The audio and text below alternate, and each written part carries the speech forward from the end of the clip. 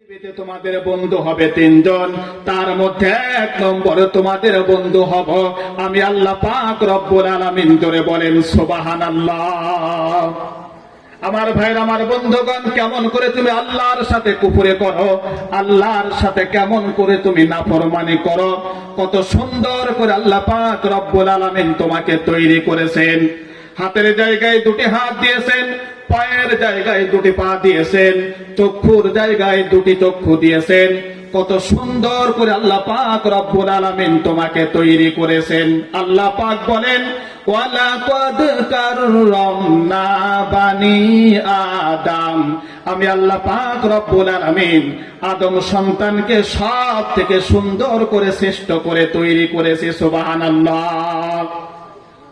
আমার বন্ধুগণ, তাহলে এক নম্বর বন্ধু বানাইতে হবে আল্লাহকে, দুই নম্বর বন্ধু বানাইতে হবে আল্লাহর নবী বিশ্ব নবী মুহাম্মদ সাল্লাল্লাহু আলাইহি ওয়াসাল্লামকে।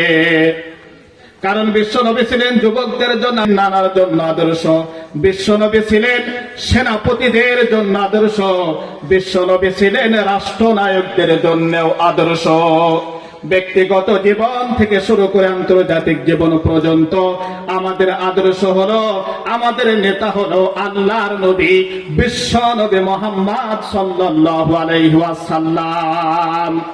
আল্লাহ পাক রব্বুল আলামিন কুরআনুল কারীমের মধ্যে বলেন, লাকাদ কানা লাকুম ফি রাসূলিল্লাহি উসওয়াতুন হাসানাহ।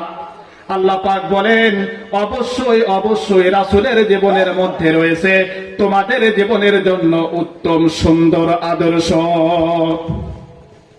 আমার বন্ধুগণ, কেমন আদর্শবান ছিলেন লক্ষ্য করে শোনেন। আল্লাহর নবী বিশ্ব নবী আমার যুদ্ধের ময়দান থেকে আসতেছে। বিশ্ব নবী ক্লান্ত একটি গাছের নিচে শুয়ে পড়লেন, তরবারটি গাছের উপরে ঝুলিয়ে রাখলেন। এক ইহুদি বিশ্ব নবীর সামনে দিয়ে যায় আর চিন্তা করে, মুহাম্মদ, তোমাকে অনেক দিন হত্যা করার চেষ্টা করেছি, একদিনও সফল হতে পারি নাই, আজকে তোমার তরবারি দিয়ে তোমাকে হত্যা করব, নাউজুবিল্লাহ। এবার ইহুদি বিশ্ব নবীকে ডাক দিয়ে বললেন, মুহাম্মদ। ডাকার সঙ্গে সঙ্গে আল্লাহর নবী বিশ্ব নবী আমার চোখ খুললেন। খোলার পরে দেখতে পেলেন মাথার কাছে একজন ইহুদি তরবারি নিয়ে দাঁড়ানো। ইহুদি বলে, মুহাম্মদ, তোমার তরবারি দিয়ে তোমাকে হত্যা করব, এখন বলো আমার হাত থেকে তোমাকে কে রক্ষা করবে? বিশ্বনবী বললেন, ইহুদি, যে আল্লাহ পাক আমাকে জীবন দিয়েছে, যে আল্লাহ পাক আমাকে মৃত্যু দিয়েছে, যে আল্লাহ পাক আসমানের মালিক, জমিনের মালিক, জান্নাতের মালিক, জাহান্নামের মালিক, সে আল্লাহ পাক রব্বুল আলামিন আমাকে রক্ষা করবে। সুবহানাল্লাহ। আমার বন্ধুগণ, এই কথা শোনার সাথে সাথে ইহুদির হাত কাঁপতে কাঁপতে তরবারি পড়ে গেল।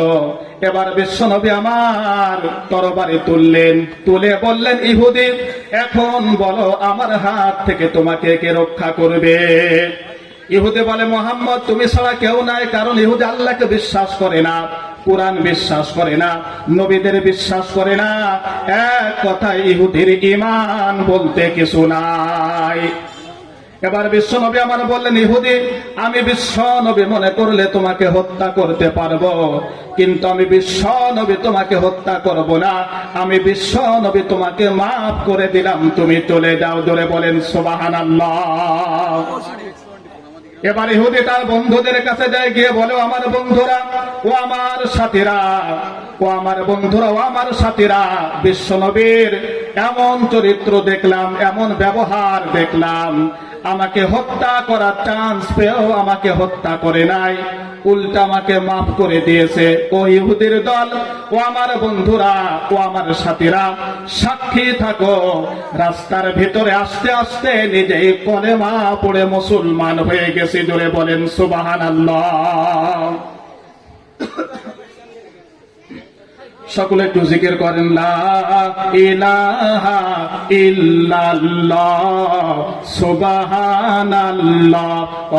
আল্লাহর নবী বিশ্ব নবী মুহাম্মদ সাল্লাল্লাহু আলাইহি ওয়াসাল্লামকে আর 3 নম্বর তোমাদের বন্ধু হবে সমাজের যারা ভালো মানুষ, ন্যায় মানুষ, সৎ মানুষ, যারা মানুষকে অন্ধকার থেকে আলোর দিকে ডাকে, তারা হবে তোমাদের বন্ধু। আমার বন্ধুগণ, অন্ধকার মানে কিন্তু রাতের অন্ধকার নয়, অন্ধকার সুদ, অন্ধকার ঘুষ, অন্ধকার জেনা, অন্ধকার হাইজাক, অন্ধকার ক্যাসিনো, অন্ধকার মানুষ হত্যা। কথা বলেন ঠিক কিনা? আমার বন্ধুগণ, এই সমস্ত অন্ধকার থেকে আমাদের আলোর পথে আমাদের আসতে হবে। আর যারা মানুষকে ভালোর পথে ডাকে, আল্লাহর দিকে ডাকে, মানুষকে ইসলামী আন্দোলনের পথে যারা ডাকে, তারা হবে তোমাদের বন্ধু। কিন্তু আজকে আমরা মুসলমান,